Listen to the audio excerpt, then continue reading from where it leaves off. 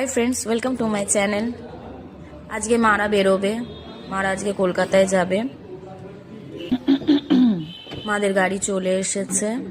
বাবাকে সামনে দিতে বলো, বাবাকে সামনে বসতে বলো। মা আগে উঠে পড়ছে, বাবা পরে উঠবে। তারপরে হঠাৎ দেখি গাড়ির ড্রাইভার হচ্ছে শীতলদা। শীতলদার সাথেই আমরা শান্তিনিকেতনে গেছিলাম। খুব ভালো লাগলো শীতলদা গাড়ি নিয়ে আসাতে। নাম বাবার নাম?